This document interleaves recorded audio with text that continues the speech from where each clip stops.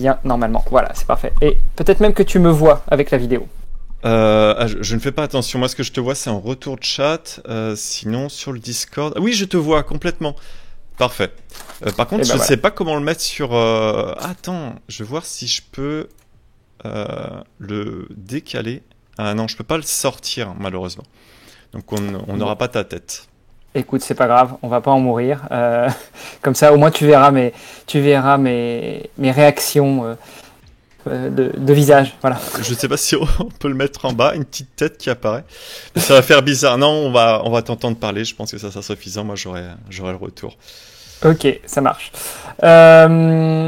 Bah écoute, oui, pour tes auditeurs, oui. je veux bien me présenter et puis après on pourra commencer l'enregistrement officiel entre guillemets du podcast et puis je te laisserai la parole pour que toi tu te présentes. Ça va pour toi ? Très bien. Ok, super. Bah écoute, moi je suis Hermano, j'accompagne l'organisation Chewy Tuesday dans la réalisation de leur podcast parce que Chewy Tuesday est une organisation, une ONG, une association sans but lucratif belge qui souhaitent aussi se développer en France et pour se développer, eh bien, ils ont eu la bonne idée de vouloir créer un podcast pour parler de vélo taf et plus globalement de mobilité douce. Et à ce titre, eh bien, nous avons pris la liberté de te contacter pour savoir si toi, tu voulais t'exprimer à notre antenne, entre guillemets, sur ta pratique du vélo, sur le vélo taf, sur les problèmes que tu peux rencontrer quand tu navigues dans les petites rues parisiennes très calmes, sans voiture, surtout post-Covid. Enfin bref, voilà, nous raconter un petit peu toute ton histoire. Très bien. Tu veux que je me présente maintenant ? On peut peut-être maintenant lancer officiellement le podcast si t'es d'accord. Et puis je fais une petite intro et je te donne la parole. Ça marche ? Parfait, c'est parti. Ok, alors 3, 2, 1. Salut tout le monde, c'est Hermano et vous êtes sur un nouvel épisode du podcast Vélo Taf. Aujourd'hui, pour m'accompagner dans cet épisode où nous allons évidemment parler mobilité douce, vélo taf et autres modes de déplacement et petits problèmes que parfois les usagers peuvent rencontrer, eh bien j'ai la chance d'avoir à ce micro Altis Play. Altis, je te laisse peut-être te présenter. Alors tu es libre si tu le souhaites ou pas de nous donner ton nom, ton prénom ou alors on reste sur le pseudo et nous dire en quelques mots un petit peu comment tu interviens dans l'univers du vélo taf, de la mobilité douce. Bonjour Hermano et merci de m'avoir invité dans ce podcast. Donc moi je suis Altis Play, je réalise des vidéos principalement sur YouTube et sur d'autres plateformes. C'est vrai que je me fais appeler Altis, même si j'ai un prénom, un nom comme tout le monde, mais ça restera effectivement mon pseudo car quelque part c'est l'identité de la chaîne Altis Play, c'est comment dire, une image, c'est quelque chose que j'ai envie de laisser à part, plus que me présenter moi. Je ne sais pas si c'est assez clair, mais voilà. C'est pour ça que j'ai gardé l'identité Altis, que je porte un masque. C'est parce que je souhaite avoir une identité, entre guillemets, à part sur le web. Je ne suis pas encore très à l'aise avec ça. Bah écoute, je pense que c'est aussi tout à ton honneur.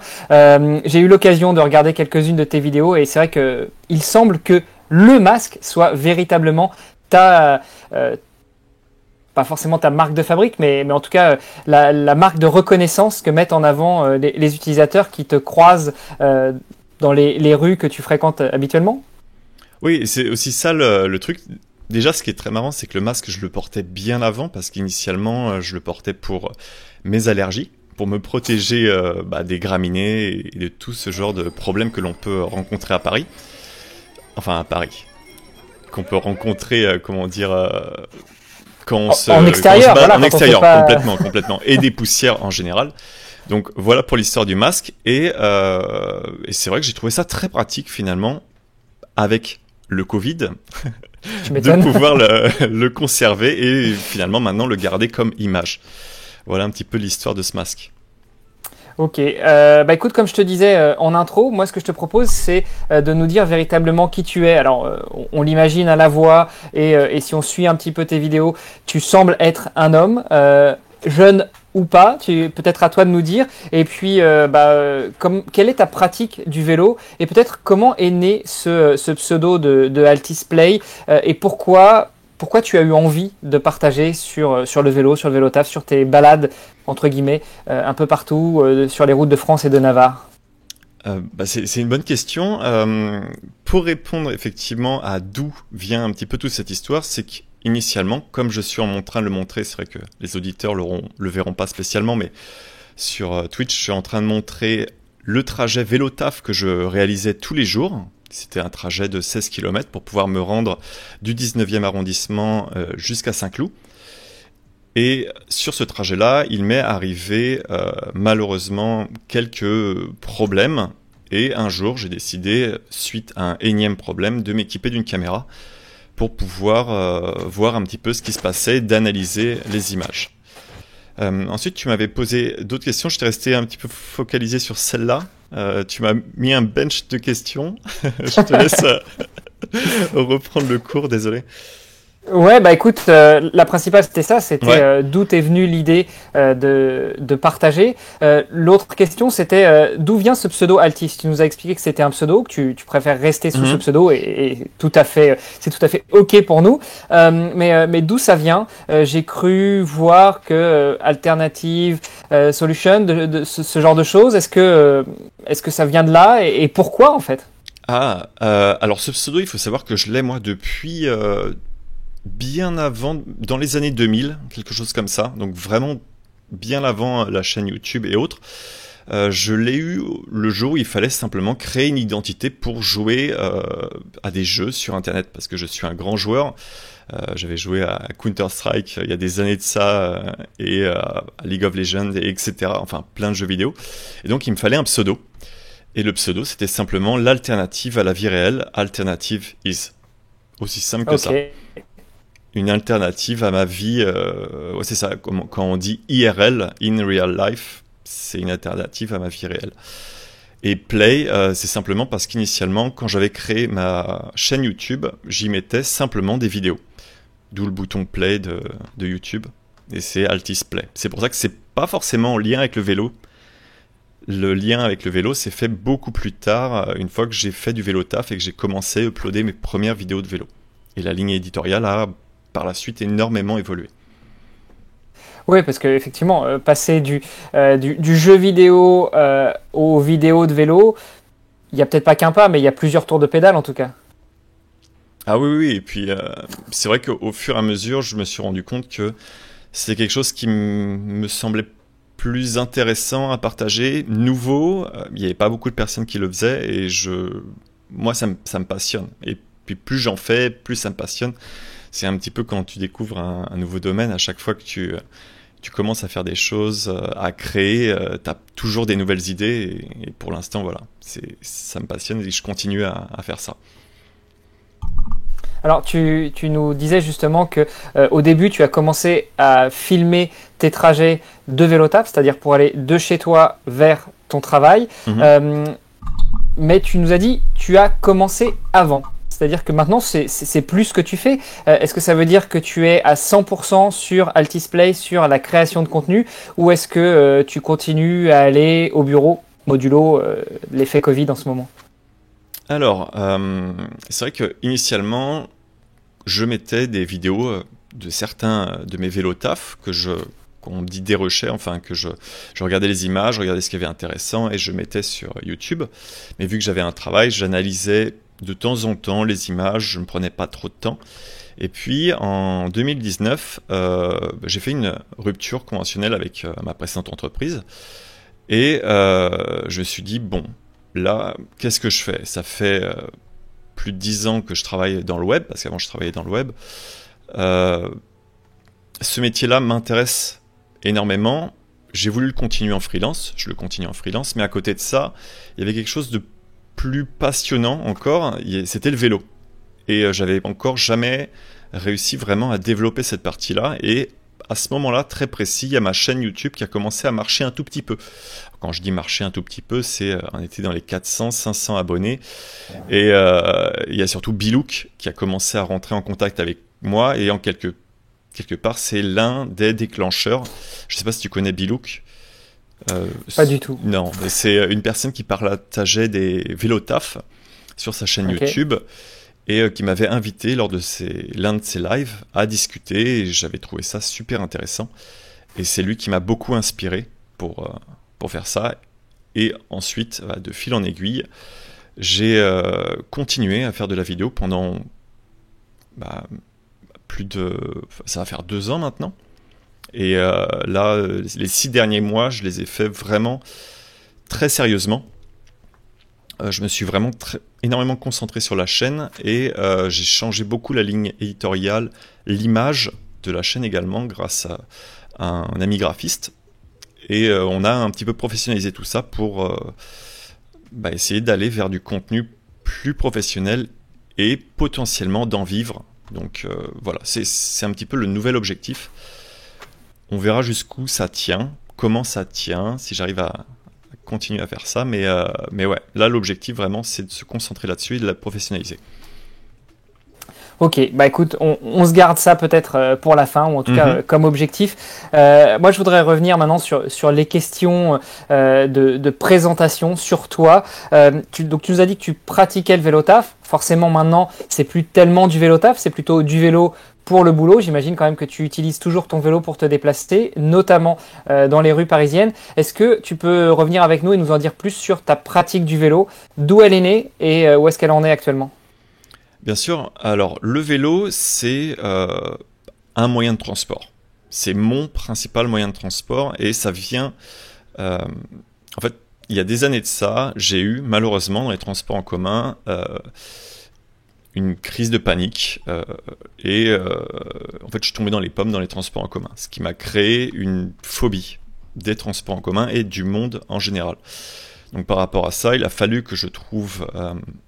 une solution pour pouvoir continuer entre guillemets à vivre avec ça, et la solution ça a été le vélo. Donc initialement j'avais pris du vélo en libre service parce que j'avais aménagé récemment à Paris, et au début ça me suffisait vu que je faisais des petites distances pour un vélo taf, parce que j'ai changé plusieurs fois de travail à Paris, à peu près 5 travails, donc à chaque fois c'était des distances qui étaient faibles, 4 km, 3 km.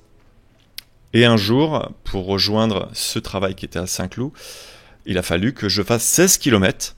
J'ai essayé une première fois de le faire en Vélib. Et en revenant, quand on m'a dit que j'avais le job, j'ai acheté un vélo. Voilà le déclencheur du vélo. Et je me suis... plusieurs années après ça, après avoir ce travail et faire du vélo taf régulièrement, cassé la jambe suite à un de mes trajets, et j'ai repris les transports en commun. Mais voilà, j'ai fini, dès que ma jambe était réparée, à me remettre au vélo, parce que pour moi c'est vraiment... c'est génial quoi. Enfin, c'est efficient, c'est plus pratique que les transports en commun à Paris. Il y a plein d'avantages que j'y vois, et donc c'est aussi ça que j'essaye de partager. Bon, du coup, tu m'as fait une superbe transition. À la fois, tu as répondu à plusieurs de mes questions, puisque dans la liste des questions, j'avais qui es-tu ? Est-ce que tu pratiques le vélo taf ? Ça, c'est fait. À quelle fréquence ? Tu y as répondu aussi. J'imagine que c'était quotidiennement. Pourquoi ? On aura bien compris. En fait, pour toi, c'est un mode de déplacement. C'est aussi une façon d'échapper à cette phobie des transports. Et puis, quelles sont tes convictions personnelles sur le sujet ? Donc, est-ce que tu as véritablement des convictions personnelles en plus de ces problèmes que tu avais rencontrés dans les transports en commun, je sais pas, relativement à une démarche un peu plus écologique, à faciliter les déplacements, j'essaie de te guider, mais finalement je pense que tu as tes propres idées, donc est-ce que tu peux revenir avec nous là-dessus ? Non, c'est très bien que tu m'aiguilles là-dessus, parce que c'est vrai que c'est important de le préciser, le vélo, je ne l'ai pas pris initialement pour une conviction écologique, clairement. Je l'ai pris parce que c'était factuellement plus efficace que n'importe quel autre moyen de transport à Paris. Ensuite, et par la suite, s'est développée une idée en suivant d'autres, en faisant des recherches. Ça, c'est quand j'ai commencé à documentaliser mon travail, à un petit peu avoir cette partie journalistique. Je me suis rendu compte de l'impact environnemental grâce au vélo. Et c'est là que je me suis rendu compte un petit peu de tout cet aspect écologique que je n'avais pas initialement. dans mes premières années de vélo taf. Et donc maintenant, oui, j'ai cette approche, cette optique, et je me rends compte que ça peut être un moyen de transport qui va permettre d'aller vers un idéal, on va dire, écologique. Ouais, effectivement. Donc, ce que tu nous dis, c'est que finalement, tes convictions personnelles au début, elles étaient plus liées au mode de déplacement, au mode d'utilisation d'un moyen de transport, et que plus tu l'utilises, plus tu évolues finalement vers une prise de conscience relativement à un sujet plus écologique. Ouais, complètement, c'est exactement ça. Mais c'est vrai que moi, je suis développeur, donc j'ai une manière de raisonner extrêmement logique et factuelle. Si c'est plus efficace, c'est par là que je vais me tourner, tout simplement. Et je pense qu'il y a beaucoup de personnes qui étaient dans mon entreprise qui avaient finalement choisi cette option, pas par des convictions écologiques, mais vraiment par des convictions de logique. C'était le meilleur moyen de transport. Et ce n'est pas le premier invité de ce podcast qui te démentira, puisque j'ai reçu Alexis Frémaux, qui est le président de l'association Mieux se déplacer à bicyclette, qui est une association francilienne qui promeut justement le déplacement en vélo. Et une des remarques que je lui avais faites, c'était que à Paris, comme toi, la météo est pas forcément des plus clémentes. Alors comment est-ce que toi tu jongles avec ça, et quels éléments tu pourrais mettre en avant pour les détracteurs du vélo taf en Île-de-France qui te disent ouais mais le temps est dégoûtant, il pleut tout le temps, on se salit, comment est-ce qu'on peut arriver au boulot propre, pas dégoulinant de sueur? Quels sont tes conseils là-dessus? J'avais carrément fait une vidéo dessus sur le vélo taf et comment aller au travail sous la pluie. Alors déjà, il faut savoir qu'à Paris, comme dans beaucoup de villes, il pleut pas tout le temps. C'est même très très rare quand il va pleuvoir sur ton itinéraire. Et ensuite, c'est une des choses que j'ai remarqué à Paris, il pleut, mais il va pleuvoir genre 10-15 minutes. Et puis après, tu vas pouvoir te remettre en route.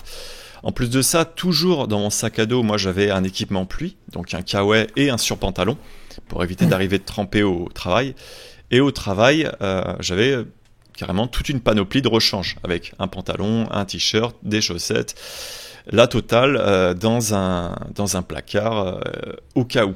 Ça a dû m'arriver 2 fois sur 4 ans que j'arrive rincé complètement au travail parce que j'ai transpiré plus que je me suis fait mouiller étant donné que j'avais mon équipement, quoi.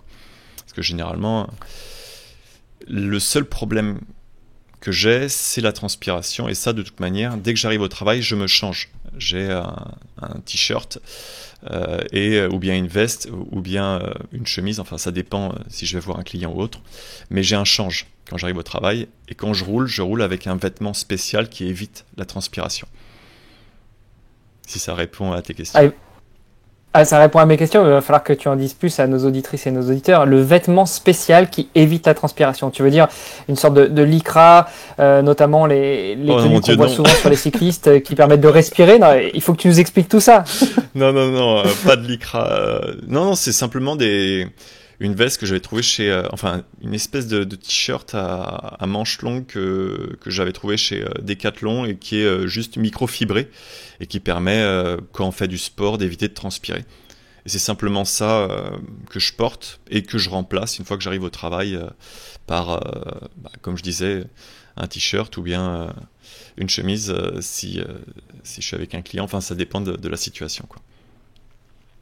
Alors, ouais. Et pour revenir sur la petite blague que je faisais relativement à la météo en Île-de-France, pour ceux qui nous suivent en live sur la chaîne Twitch, tu mets en fond, et bien justement, une des dernières vidéos que tu as fait où on voit un ciel magnifique. Donc, ça va tout à fait dans le sens que tu disais, c'est-à-dire que même si on a l'impression qu'il pleut tout le temps à Paris, en réalité, il pleut pas si souvent que ça. Et même quand il pleut, c'est rare qu'il pleuve 12 heures d'affilée, c'est-à-dire le matin quand tu pars et le soir quand tu reviens, et ça ne s'arrête pas du tout de la journée.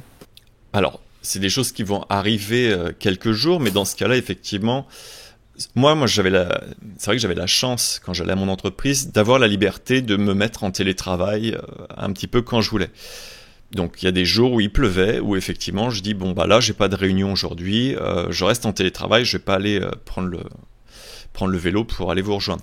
Par contre, si je devais aller voir un client absolument ou faire un déplacement professionnel, eh bien, il reste heureusement les transports en commun et un autre tas de solutions. Par exemple, ça m'est arrivé, mon Dieu, de prendre des Uber ou des taxis, mais avec le vélo? Non, bah non. Je vais voir le non, client. Sans vélo pour le coup. Sans vélo. Mais voilà, il y a d'autres solutions et il faut pas non plus voir le vélo comme seule option. Le vélo, c'est un moyen de transport parmi d'autres, et donc il faut juste choisir le meilleur moyen de transport par rapport à la météo. S'il se met à neiger, je vais pas prendre le vélo. S'il se met à pleuvoir et on sait qu'il va pleuvoir toute la journée, je vais pas prendre le vélo. Je vais juste être logique sur le choix du moyen de transport. Ah, effectivement, c'était une des questions que j'avais, c'était est-ce que tu es un fervent défenseur du vélo taf, enfin du déplacement à vélo à 100% et quelles que soient les conditions, tu prendras de toute façon ton vélo, ou finalement tu sais adapter, tu vas peut-être prendre une trottinette si jamais c'est pas tout à fait adapté au vélo, ou tu vas te rabattre effectivement sur les transports en commun, voire les Uber? Alors je vais principalement prendre le vélo. Et si vraiment j'ai pas d'autres options, je vais plutôt me rabattre effectivement sur les transports en commun ou les taxis Uber, parce que c'est en fait quelque chose, c'est juste la fiabilité. Les transports en commun, la fiabilité n'étant pas toujours parfaitement au rendez-vous, des fois, voilà, je préfère pas prendre de risques et payer un peu plus cher, mais arriver à l'heure au bon moment. Mais c'est vrai que le vélo, c'est aussi cette fiabilité que n'a pas les transports en commun. Je suis jamais arrivé en retard après plusieurs années de travail. Malgré des crevaisons, malgré autre chose, j'ai toujours réussi à arriver à l'heure. Donc c'est aussi ça le vélo, la fiabilité. Mais vont ton itinéraire. Oh. Ok. Tu parles, on parle pas mal des transports en commun. J'ai jeté un œil un petit peu à la liste de tes vidéos. Je commence à te suivre de plus en plus. Je vois que tu fais pas mal d'itinéraires en vélo, mais qui reprennent des tracés, des lignes de transport en commun. Est-ce que tu peux nous expliquer l'idée derrière ça? Est-ce que c'est d'emprunter les transports en commun par l'extérieur pour montrer que finalement ça marche aussi, c'est aussi rapide ou autre, ou peut-être juste un jeu, te fixer un objectif? Je pense que tu fais référence au Vélopolitain.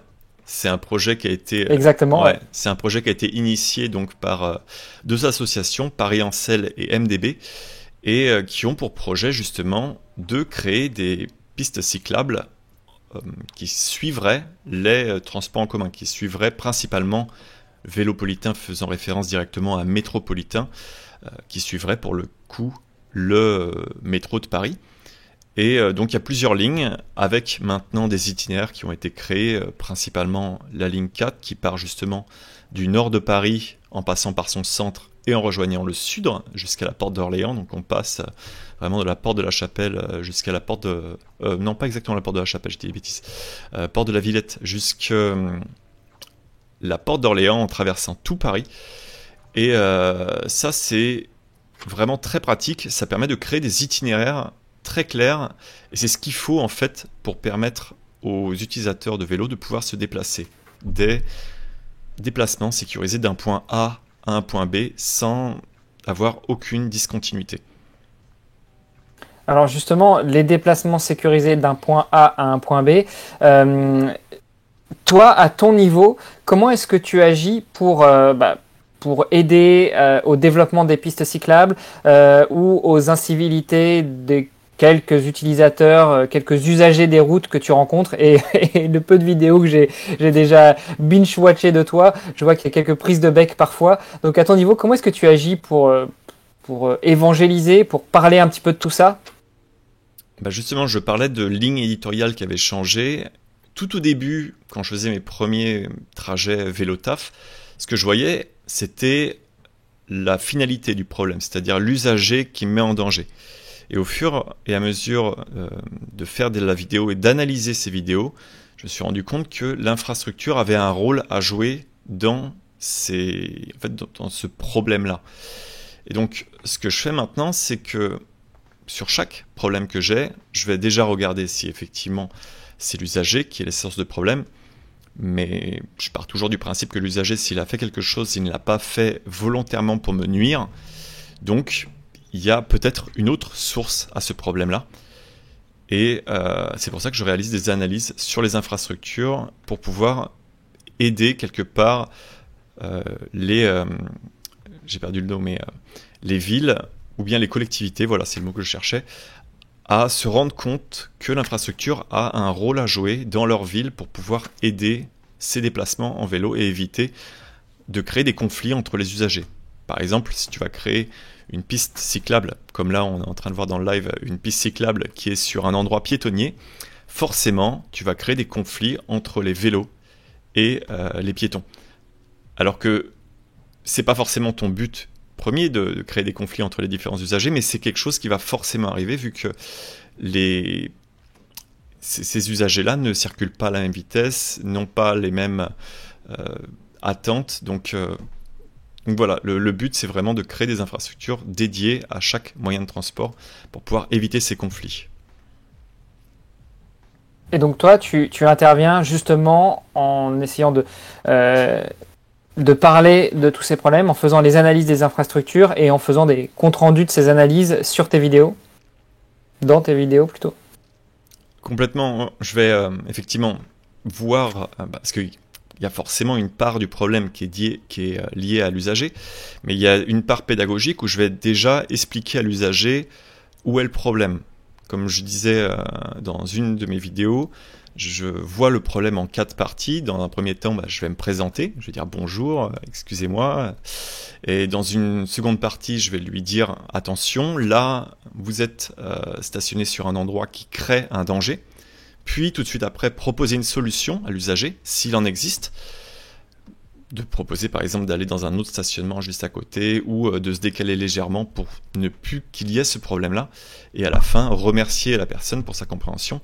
C'est quelque chose qui marche vraiment très bien, en tout cas pour moi.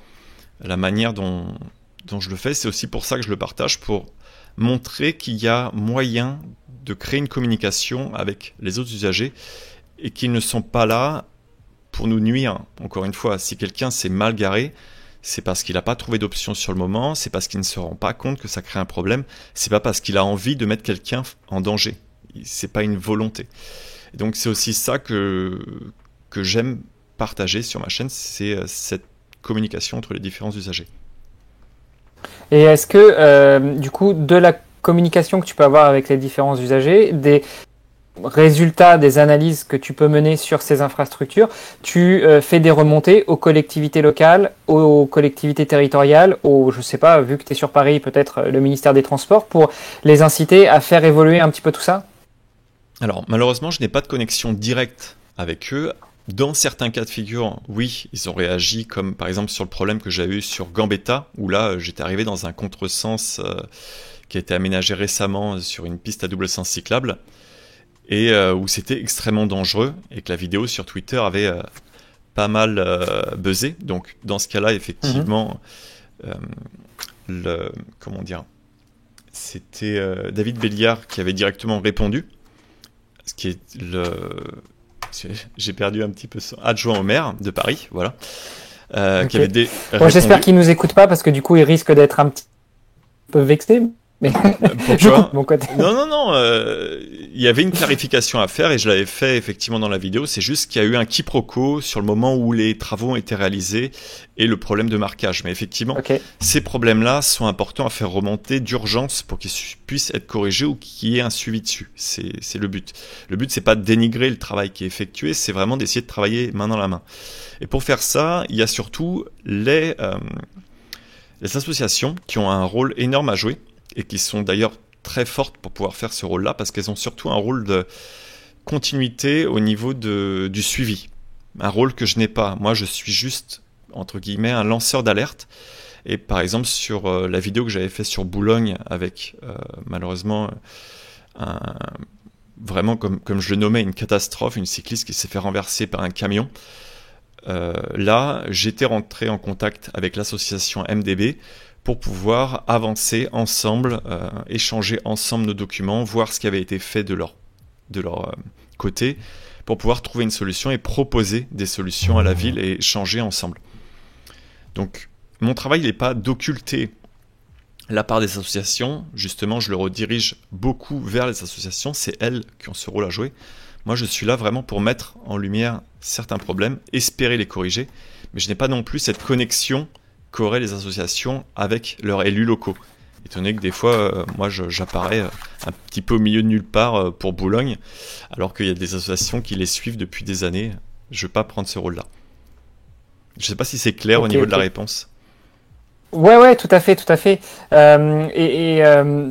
Je te remercie d'ailleurs d'avoir apporté ces précisions, parce qu'effectivement, tu parlais d'MDB, donc mieux se déplacer à bicyclette. On avait eu l'occasion de recevoir le président de cette association francilienne pour le premier épisode du podcast, comme je l'ai dit tout à l'heure, et il s'était lui aussi exprimé sur le besoin de faire remonter éventuellement les problèmes pour que eux puissent, en relation avec les collectivités territoriales, remonter les problèmes et voir dans quelle mesure ils pouvaient agir.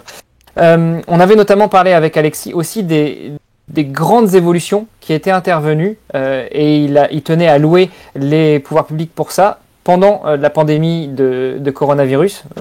On ne va pas se le cacher, on a encore les deux pieds dedans en ce moment et il avait remarqué qu'il y avait eu beaucoup d'évolutions très positives qui étaient intervenues, qu'il y avait encore beaucoup de travail qui restait à faire, mais malgré tout qu'il y avait beaucoup de choses qui s'étaient passées et plutôt en bien. Est-ce que toi tu as un avis là-dessus et est-ce que tu verrais des choses qui pourraient encore être améliorées ? Alors, je vais juste rebondir un petit peu sur le fait que, oui, il faut remonter les problèmes, mais il faut les remonter aux bonnes personnes. Sinon, effectivement, quand tu jettes une bouteille à la mer, t'es pas sûr que quelqu'un la lise un jour. Quand tu la jettes dans le visage d'une personne, t'es sûr qu'il va la lire. Donc, ou du moins c'est qu'il aura compris le message. Il va le recevoir le message, c'est sûr. Non, mais il va le recevoir le message. Mais voilà, c'est en termes de clarté, c'est ça qui est important. Pour les coronapistes, ça c'est vraiment exceptionnel ce qui a été fait, c'est inattendu, c'est génial. C'est vrai que j'ai pas les mots à quel point moi j'étais surpris positivement de ce qui a été fait, et c'est un énorme pas en avant pour la place du vélo comme moyen de transport. Enfin, le vélo a été vu comme un réel moyen de transport, une réelle option de se déplacer. Chose qui avant était pas du tout envisageable et même dans certaines villes vues uniquement comme du loisir. Donc ces coronapistes sont bien, mais effectivement il y a un mais. Comme tu le dis, elles sont temporaires. Enfin, tu l'as pas forcément dit, mais ces pistes sont temporaires et donc il y a une période où il faut voir comment elles évoluent, si elles sont bien utilisées, si elles sont bien mises en place pour pouvoir les améliorer. Chose qui a par exemple été fait sur Gambetta à Paris, où dans un premier temps il y a 2 pistes cyclables qui ont été créées, puis une piste à double sens cyclable, puis il y a encore des évolutions. Donc ce qui est important de voir, c'est que ces coronapistes, par exemple là on va en voir une sur le Twitch, c'est des choses qui vont évoluer. Il faut leur laisser le temps d'être bien utilisées, de voir comment elles fonctionnent pour ensuite les mettre en dur. Et je trouve que c'est une bonne chose de les avoir mis en temporaire avant de les construire directement en dur, parce qu'il y a des choses qui marchent, des choses qui ne marchent pas. Et on voit qu'à Paris, plus qu'ailleurs, il y a un manque énorme d'harmonisation entre toutes ces infrastructures. Et je pense que c'est quelque chose qu'il va falloir revoir avec le temps. Là, ça a été un petit peu fait à la va-vite dans certains cas, avec des doubles sens cyclables à des endroits où un sens unique aurait été mieux et autres. Mais bon, après ça, on rentre vraiment dans les détails. Ouais, moi, je note quand même que tu dis que c'est une bonne chose que ça a été fait de manière temporaire parce qu'il y a des choses à améliorer. C'est un peu le développeur qui parle, ils nous ont fait des MVP et puis maintenant on va pouvoir passer à la phase de production, non ?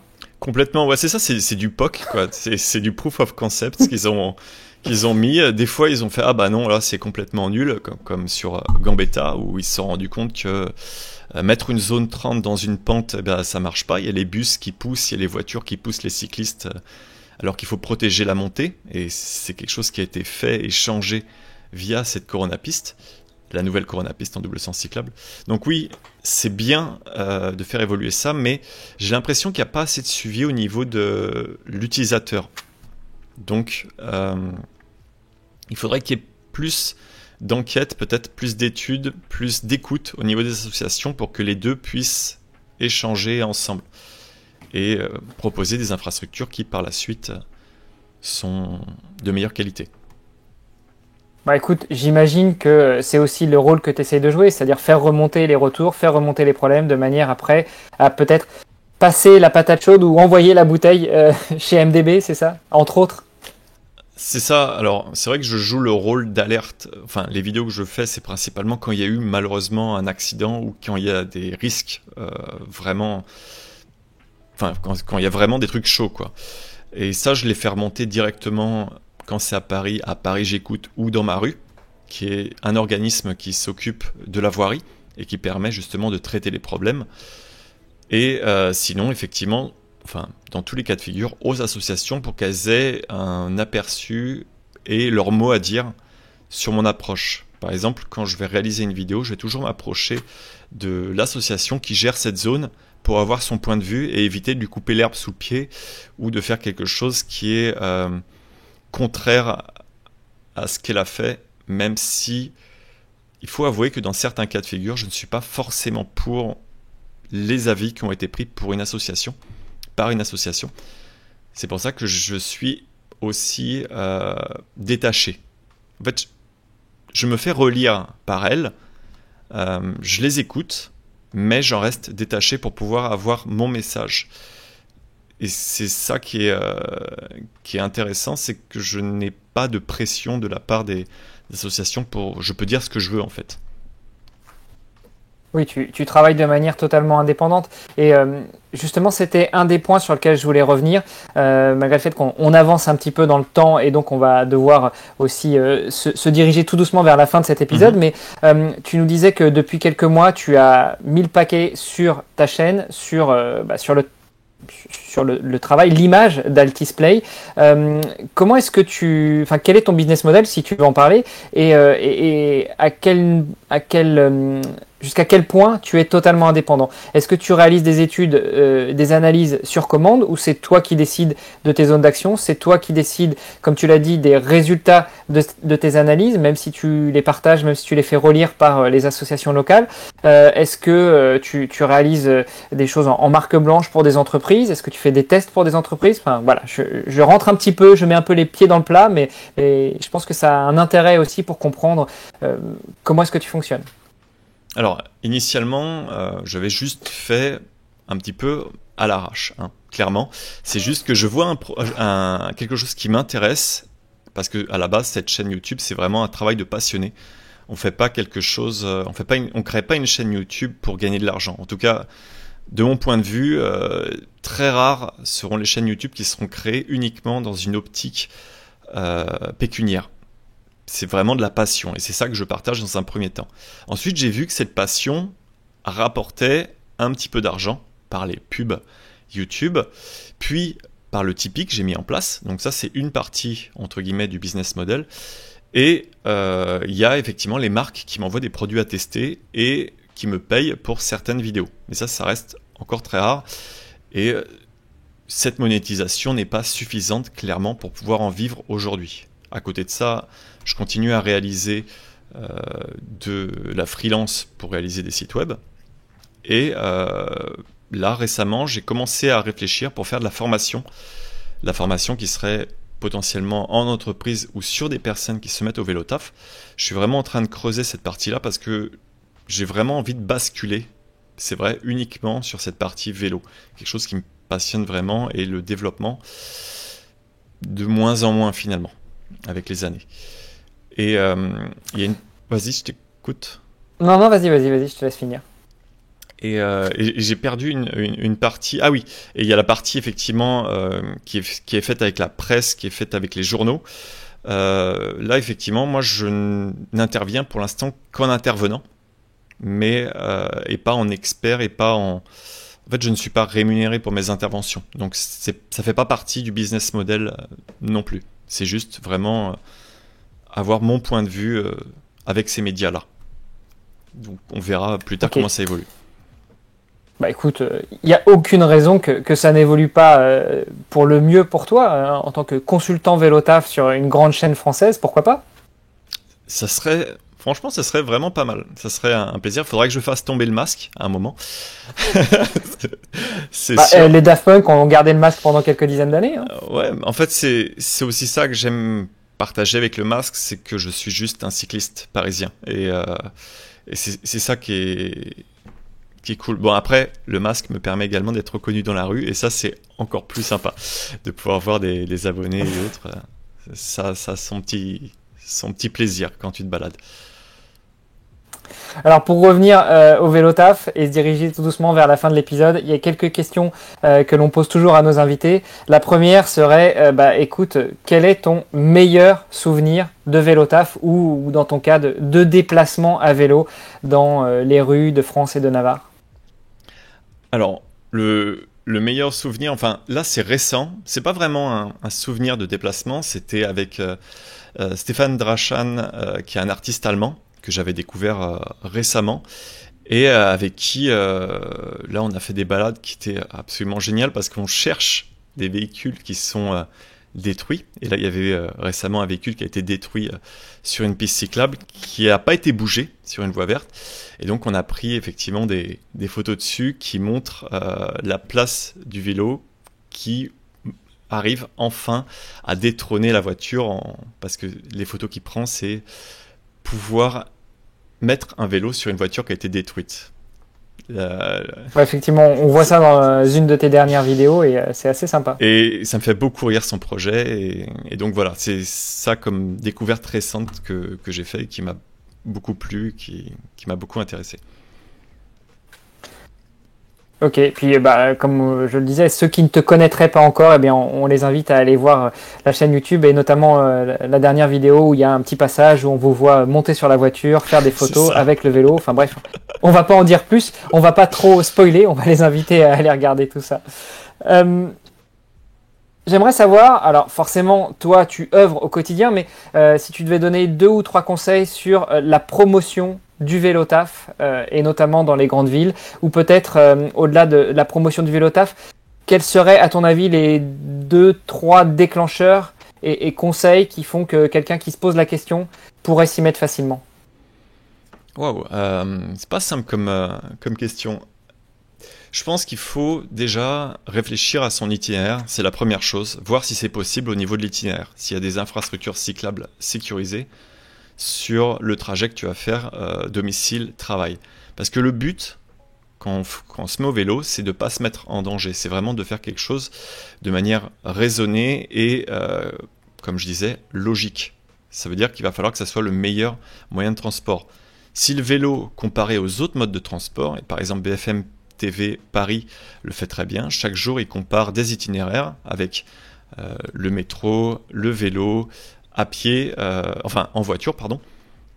Eh bien, c'est ça qu'il faut faire, c'est juste regarder si le vélo est le meilleur moyen de transport et le choisir par rapport à ça.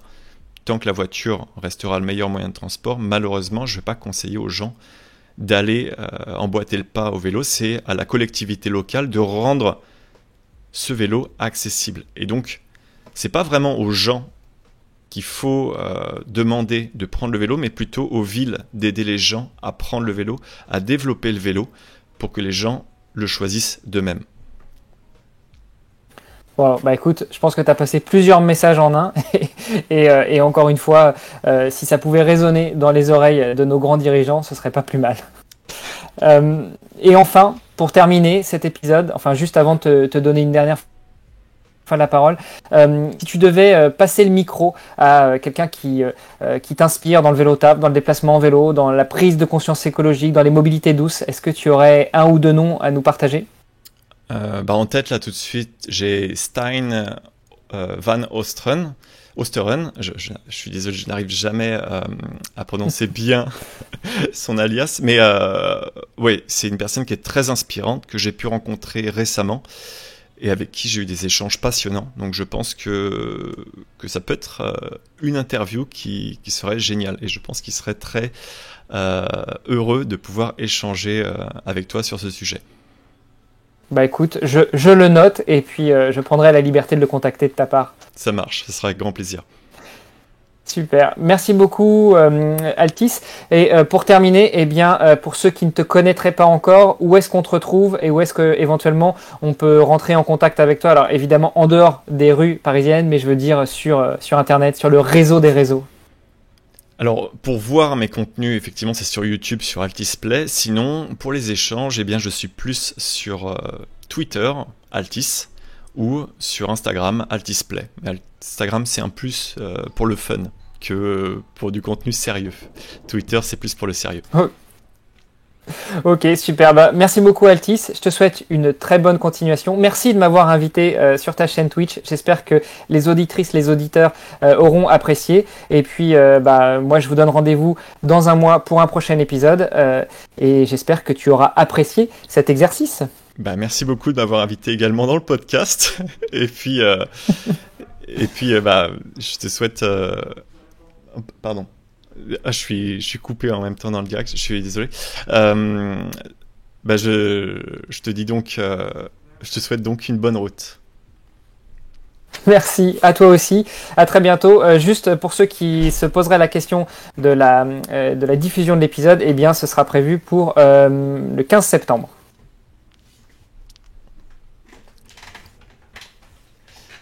Du coup, c'est terminé au niveau du... Au niveau du podcast pour moi c'est terminé. Je sais pas si tu voulais échanger encore un petit peu sur le live. Ouais, si tu veux. Je suis désolé pour la fin, j'étais coupé par une personne qui venait taper à la porte un petit peu. J'ai entendu que ça sonnait chez toi effectivement. J'ai un petit peu été interrompu.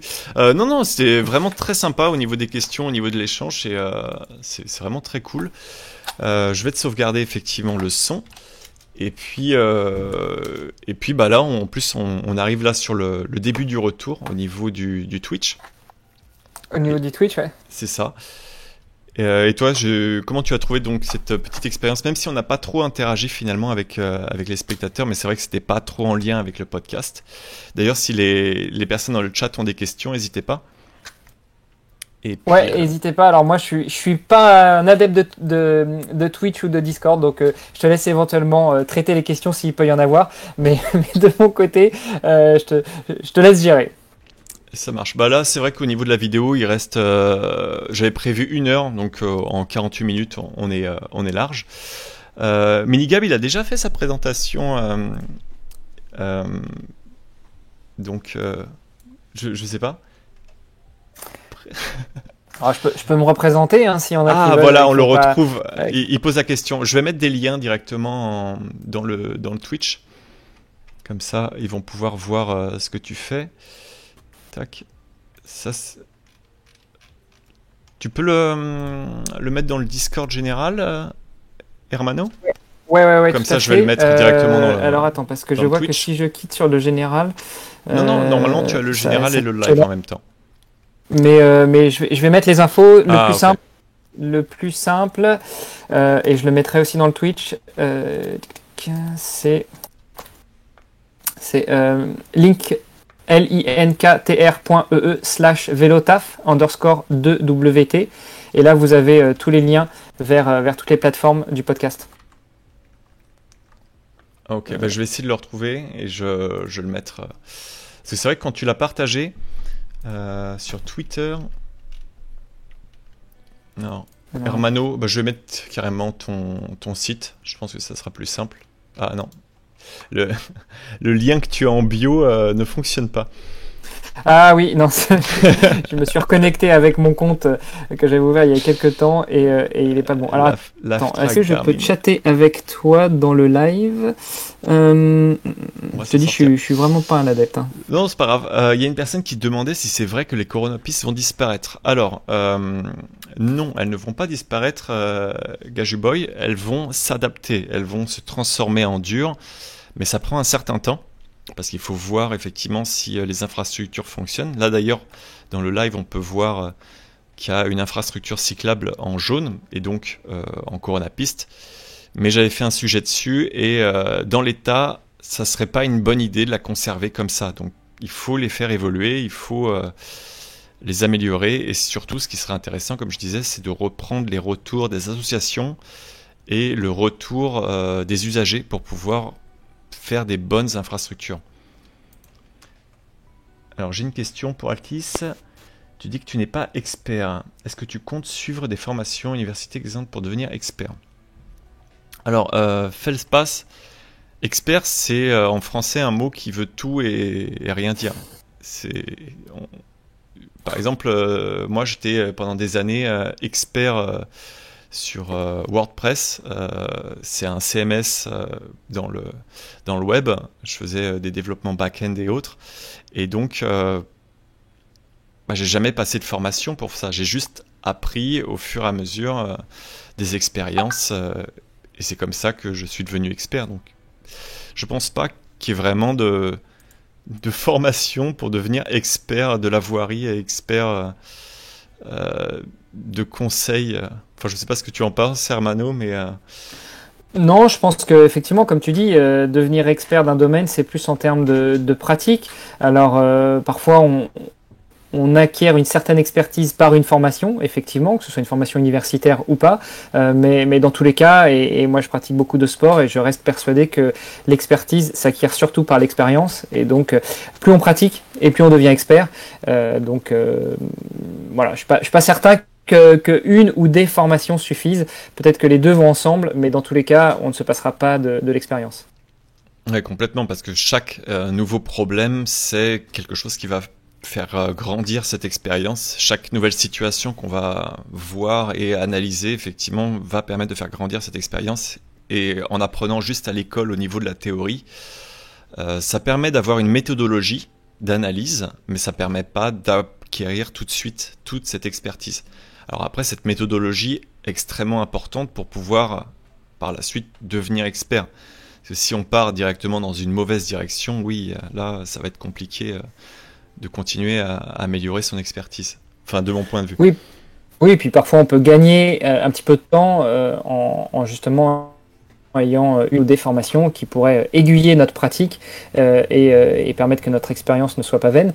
Mais voilà, je reste persuadé que l'expérience fait beaucoup de choses quand même. Alors, il y a une personne qui demande si tu fais du vélo taf. Alors j'en ai fait beaucoup, c'est vrai que dans la présentation je l'ai pas dit, mais moi ça fait 15 ans que je suis au Luxembourg. J'ai grandi en Normandie, donc à une centaine de kilomètres de Paris. J'ai pratiqué le vélo depuis le plus jeune âge à Rouen, en Normandie, à Paris, à Milan et à Luxembourg quand je suis arrivé il y a une quinzaine d'années. Et puis j'ai eu plusieurs problèmes assez rapprochés ces 4 dernières années en vélo, notamment dû à des chutes, renversées par des voitures, ce genre de choses. Donc j'ai laissé de côté le vélo. Tu avais la vidéo tout à l'heure, tu vois peut-être pas très bien, mais j'ai encore mon carbone et un vieux vélo alu pas très loin de moi. Mais pour l'instant, je vais plutôt me concentrer sur ma pratique de la course à pied et de la natation, du swimrun de manière générale, notamment parce que je me prévois une traversée de la France en courant et en nageant l'année prochaine. Mais le vélo taf, j'ai un peu laissé de côté. Voilà. J'espère que ça répond à la question. Ouais, bah c'est vrai que c'est quelque chose qui est dur de se remettre au niveau du mental si on a un accident. Après, effectivement, ça dépend vraiment de comment tu as eu.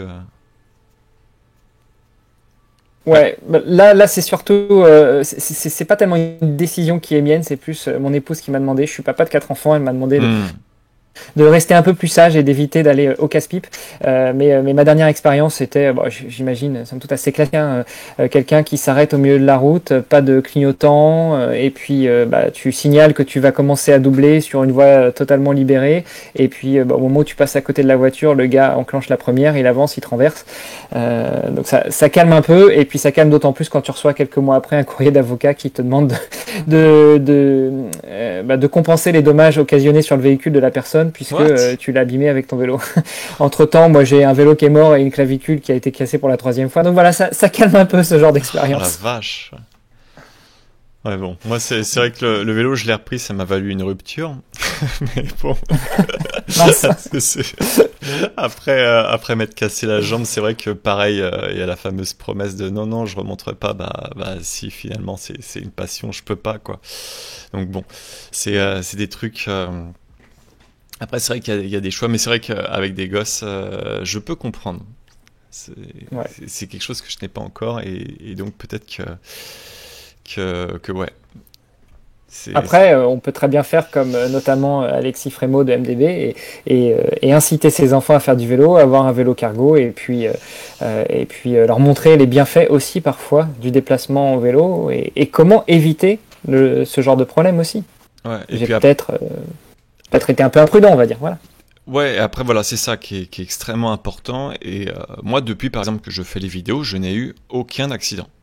Parce que je fais de l'analyse de toutes les tracés que je fais. Et dès que j'ai le moindre problème, je regarde les images et je regarde pourquoi j'ai eu un problème. Et ça te fait exploser, entre guillemets, ton expérience, ta courbe d'apprentissage sur ta conduite. Tu te rends compte de ce qui a été dangereux, tu te rends compte de tous les problèmes que tu as rencontrés, et par rapport à ça, maintenant, je suranticipe, je sais, entre guillemets, exactement où il y a un conducteur qui va faire quelque chose qui va être dangereux pour moi, où il y a un risque, et donc je vais anticiper pour pas me mettre en danger, parce qu'avant j'aurais peut-être été foufou et je me serais dit bon bah là ça va passer, et c'est comme ça que j'ai eu quelques accidents. C'est que dans mon bon droit je me suis dit ça va passer, le chauffeur m'a vu et le chauffeur m'a pas vu et c'est pas passé. Ouais. Donc voilà, c'est de l'anticipation, c'est une question de vitesse aussi. Se calmer quand il faut, rouler vite quand on peut, enfin quand c'est pas dangereux pour nous. Bref, il y a plein de paramètres, critères, et c'est aussi ça que je partage. Donc ouais, je suis tout à fait d'accord avec toi. J'ai été trop imprudent, je pense. Ouais, il y a aussi ça qu'il faut se remettre un petit peu en question, des fois. Même si, effectivement, la finalité, c'est un véhicule qui t'a percuté, ça aurait peut-être changé quelque chose si, à ce moment-là, tu roulais moins vite. Même si, moi, je ne vais pas me remettre en question. C'est vraiment le véhicule qui m'a percuté à chaque fois. Mais oui, je roulerais moins vite. J'aurais pu anticiper le problème mieux, ou bien avec plus d'expérience, j'aurais pu voir qu'il allait avoir un problème à cet endroit-là. Ça, c'est sûr. Mais bon, je vais pas m'en vouloir d'avoir à ce moment-là eu un accident, quoi. Ça sert à rien. C'est fait de toute manière. Il y a une question qui est sur le vélo taf. Suite au confinement et au vu d'une augmentation de l'utilisation du vélo comme moyen de transport et des gens qui font maintenant du vélo taf, je voudrais savoir s'il y avait toujours une augmentation en 2021 des utilisateurs de vélo pour aller au travail. Ah, c'est une grosse question. C'est, je pense, quelque chose qui de toute manière va continuer. Après, il y a les courbes et les tableaux qui sont disponibles pour pouvoir analyser ça au niveau des compteurs, donc c'est-à-dire une analyse qui va être objective et qui va permettre de voir comment évolue le vélo. Et ça n'évoluera, comme je disais à Hermano, que si les collectivités créent des pistes cyclables. Parce que le vélo n'apparaît que si on fait des aménagements qui permettent de créer des déplacements sécurisés. Et par exemple là, comme on voit sur le Twitch, ça par exemple, c'est pas une solution de faire passer par le trottoir quand il y a des travaux. C'est pas imaginable que dans une ville comme Paris, quand il y a des travaux, ils t'envoient sur le trottoir. Ça veut dire qu'il y a encore des progrès à faire. Ouais. Et je pense que c'est pas que pour Paris, pour les villes d'un certain nombre d'habitants, je pense que c'est le cas dans la majorité des cas. Complètement. Je sais pas combien de temps toi tu as devant toi, Hermano. C'est vrai que moi je continue à faire le live et je peux parler indéfiniment comme ça des heures. Donc... moi je vais devoir vous laisser. En tout cas j'ai passé un bon moment, j'ai passé un super bon moment avec toi. J'ai été enchanté de faire ta connaissance. Et puis comme je te dis, on va rester en contact de toute façon parce que je te ferai un retour une fois que le montage sera effectué. Okay. Et pour te confirmer la mise à disposition de l'épisode. Comme on avait échangé par email, ce qui pourrait être sympa aussi, ce serait si tu pouvais me partager 3-4 photos pour que je puisse illustrer le contenu de partage sur les réseaux. Mm-hmm. Et puis, de toute façon, je te ferai valider tout ça. Ça marche. Et voilà, je pense qu'on a fait le tour. Ouais, là, la vidéo vient de louper. Enfin, de faire un redémarrage. Donc, oui, on est arrivé à la fin. Bah, écoute, c'était un plaisir complètement partagé. Merci beaucoup pour cet échange. C'était très enrichissant et vraiment passionnant de pouvoir parler avec quelqu'un d'aussi passionné par le vélo. Donc, ça fait très plaisir. Et merci pour ton podcast et pour ce que tu fais. Merci à toi. Une salutation très amicale à toutes tes auditrices, tous tes auditeurs, à toute ton audience. Et puis, j'espère qu'on aura bientôt l'occasion d'échanger à nouveau sur toi et puis sur le vélo taf de manière générale. Ça marche. À bientôt, Hermano. À bientôt. Ciao. Salut.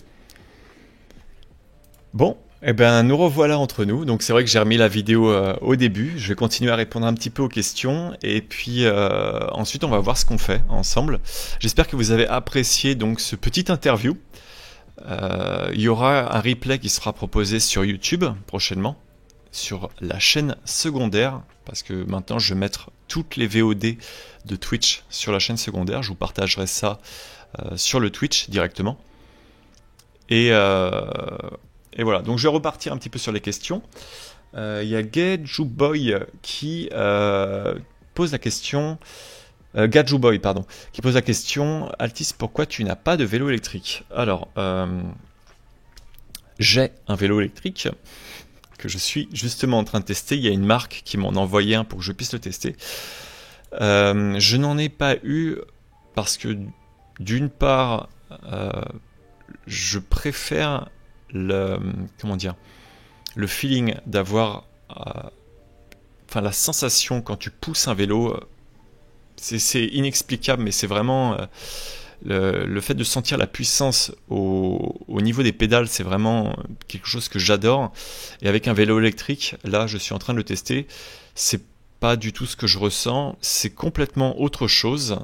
C'est très agréable de pouvoir piloter un vélo électrique, mais c'est pas du tout pour le même type de mobilité que je vais faire. Moi, quand je fais du vélo, il y a aussi la partie sport, et j'aime faire du vélo sportivement, j'aime transpirer, entre guillemets, j'aime me défoncer et ressentir l'adrénaline, l'endorphine, une fois que j'ai fait mon effort, une fois que j'ai fait le vélo.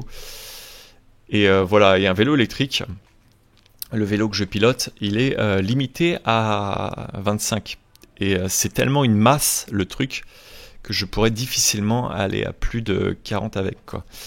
Alors qu'avec mon vélo de route, la seule limite, c'est le braquet. Et le braquet, il va jusqu'à 70, donc j'ai de la marge.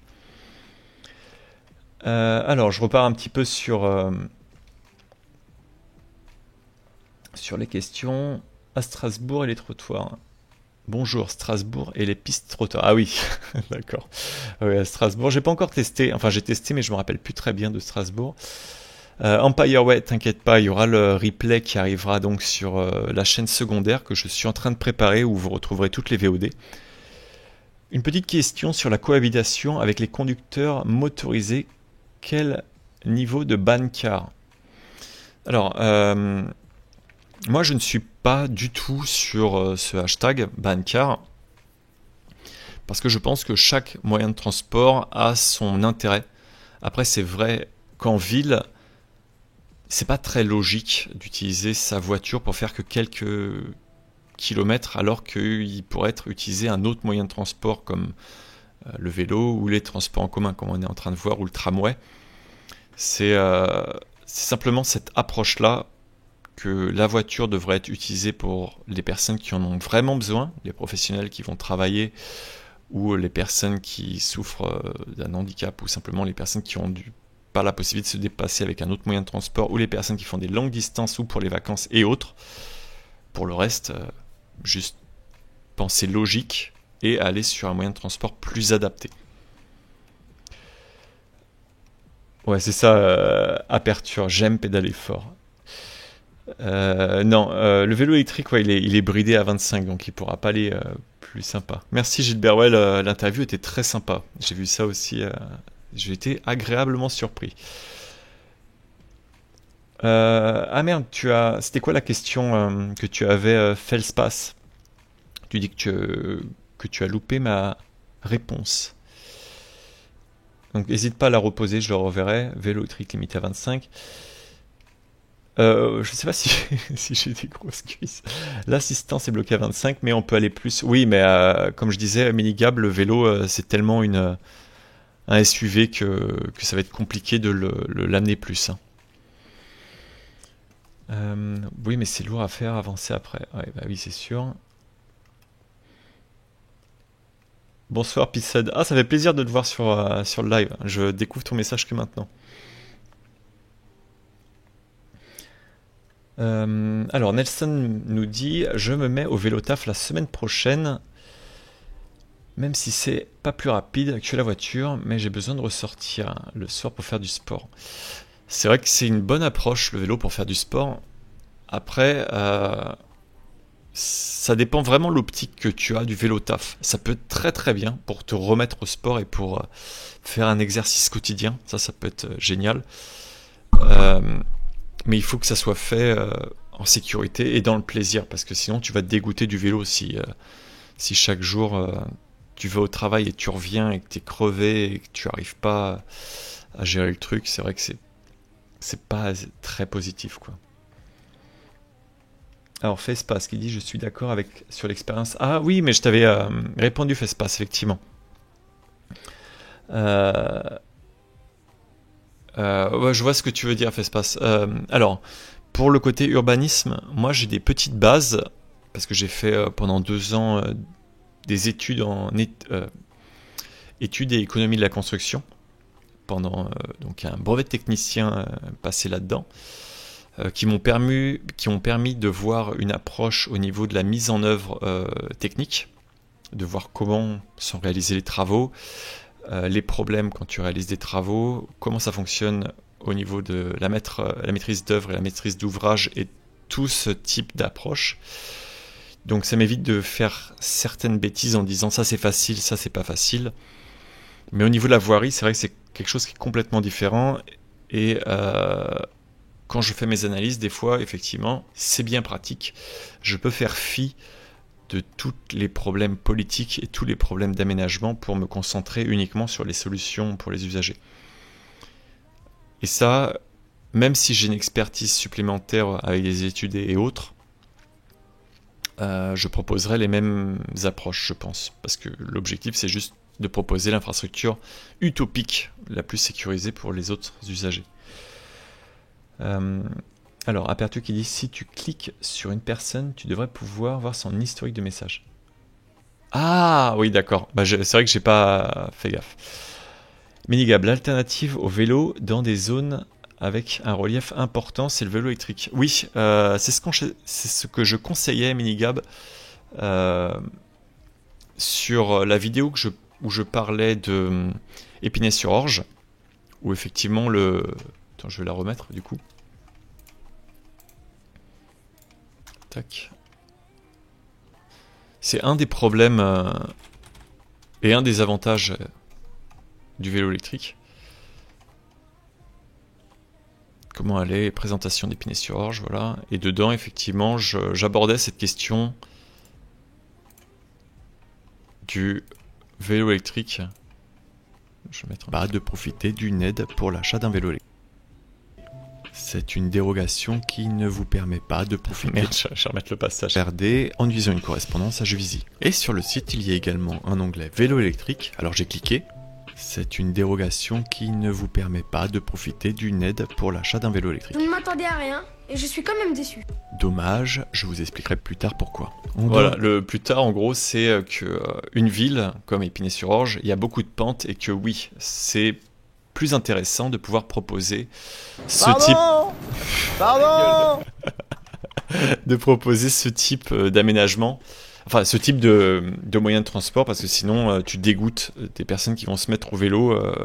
À Épinay-sur-Orge, par exemple, il y a une pente pas possible. Et quand tu découvres le vélo avec ça, bref, le vélo est clairement pas un moyen de transport adapté à cette ville, sauf si c'est électrique. Donc oui, c'est très bien dans les zones vallonnées, et ça permet également d'arriver au travail non transpirant. Si tu n'as pas d'autre choix, par exemple, pour aller rejoindre un client, de rester avec tes vélos tes vêtements de fonction, ça évite tout ce genre de désagréments. Alors, Gajuboy qui dit c'est pas vraiment utopie de conseiller des solutions utopiques. C'est pas vraiment utile de conseiller des solutions. Non, elles sont pas impossibles, Gajuboy, les solutions que je propose, parce que bien évidemment, quand je vais les proposer, ça c'est des choses que j'ai pas abordées dans la vidéo que j'avais réalisée sur la vidéo que j'ai réalisée sur Boulogne. Mais pour chaque élément que j'avais proposé sur Boulogne, je suis passé par des logiciels qui me permettait de calculer les courbes au niveau, par exemple ici, de pouvoir calculer si la courbe était faisable avec un camion, à quelle vitesse, comment et autres. Ça, c'est des éléments que je n'ai pas mis dans l'analyse, mais je vais utiliser des outils tiers pour pas dire des bêtises et pour pas faire des propositions techniques qui ne sont pas réalisables. Par exemple, là, voilà ce qui a été proposé par Paris Ancel. C'est ça, Paris Ancel. Moi, j'étais obligé de le réaménager et de le reproposer pour que ça soit viable, pour que cette solution soit possible. Donc, je vais réaménager, voilà, ici. Et là, pour proposer ça, par exemple, j'avais ici vérifié le rayon de braquage au niveau du véhicule, regarder à quelle vitesse il pouvait tourner, etc., etc. Donc, toutes les propositions que je vais faire, c'est des propositions qui sont réalisables, mais utopiques. Si ça peut répondre à ta question. Dans la lignée des tutos vélo taf, chambre à air, etc., est-ce que tu comptes faire une vidéo sur l'entretien du vélo?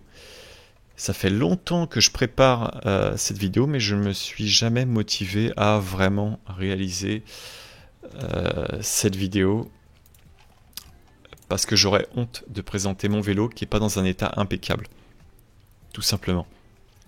Je le ferai une fois que j'aurai changé toutes les roues et que je pourrai vous présenter un vélo qui est impeccable et bien entretenu. Voilà pourquoi je le fais pas. C'est principalement un petit peu honteux en l'état de vous le montrer. Je n'oserais pas le faire. Ouais, la batterie Minigap du vélo électrique, elle est horrible. Faut que je le pèse. Le vélo déjà électrique, il pèse 25 kg. Je ne sais pas si vous imaginez. Mon vélo de route pèse 9 kg. Le vélo électrique que je suis en train de tester fait 25 kg. Voilà, voilà. On ne peut pas supprimer 100% du trafic urbain. Alors, Minigab, je ne sais pas si tu as vu la vidéo que j'ai beaucoup partagée sur Twitter dernièrement, d'une ville en Espagne où 90% du trafic a été supprimé. Quand je parle de trafic, c'est trafic motorisé.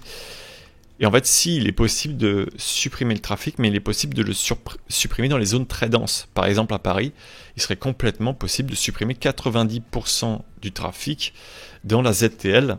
Et c'est ce que j'espère qui va être fait. Donc, je reste très optimiste là-dessus. Parce que il faut limiter les véhicules motorisés aux déplacements qui sont indispensables, clairement.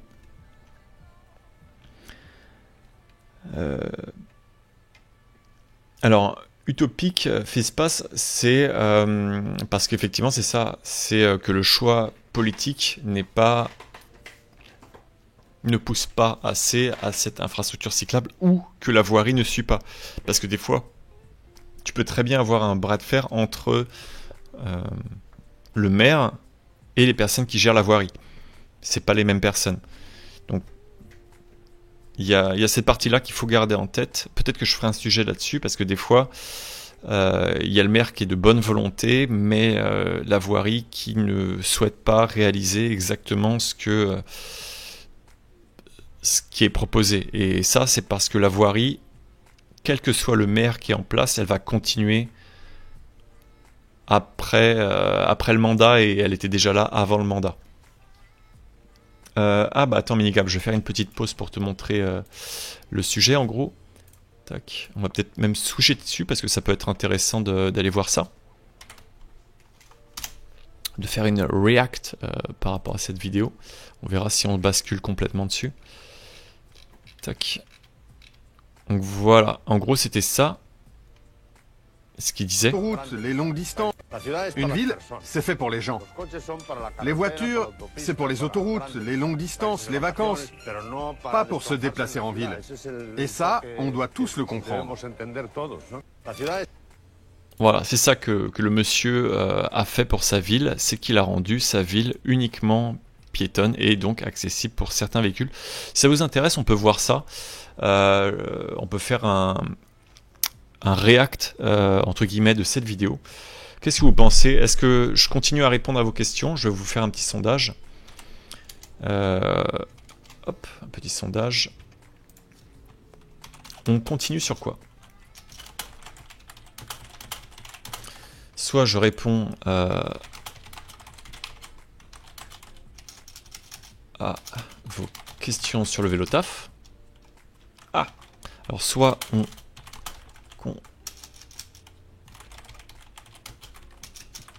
je vais y arriver à le taper. Hein. Si on continue sur le vélo taf,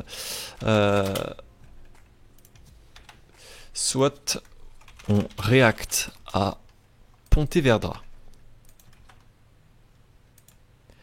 Vous avez 2 minutes et pendant ce temps-là, je vais continuer à regarder. Vous ferez pas attention aux fautes. Hein, désolé, je vous ai, j'ai vraiment lâché ça n'importe comment. Désolé. Donc je remets l'illustre, voilà, c'est ça qui est pratique avec YouTube. Miss Julia. Oui, exactement, c'est toi qui m'avais pingé, Miss Julia, l'information sur Pontevedra en Espagne, et le sujet était passionnant, le sujet qu'ils ont fait, donc merci beaucoup d'avoir fait remonter ça. Comme ça j'ai pu le voir et également le partager. Le conseil municipal est pas forcément à 100%. Exactement, ouais. Donc il faut garder ça en tête, que le pouvoir politique en place n'a pas non plus la possibilité de pouvoir tout changer d'un coup à l'autre. Ça, j'avais eu des échanges avec Nogent-sur-Marne, et j'avais pu voir effectivement que c'était pas si simple de pouvoir changer l'urbanisme d'une ville. J'ai trop envie d'aller en vacances là-bas. Salut Xenodo, Xen.fr. On continue sur un live lapin. Le lapin, malheureusement, en ce moment, elle est claquée, ma lapine, à cause de la chaleur.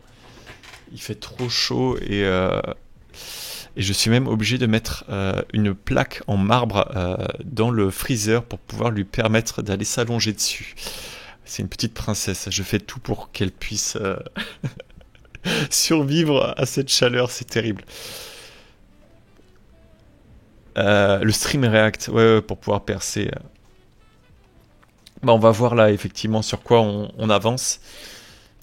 Au niveau du sondage, il y a 100% qui veulent aller sur un react de cette ville. C'est parti, donc on va partir là-dessus. Et on verra effectivement quand j'arrête le live. Pour l'instant, j'ai pas encore prévu de m'arrêter. Non, on ne touche pas au lapin. Donc, pour introduire un petit peu ce sujet, il y a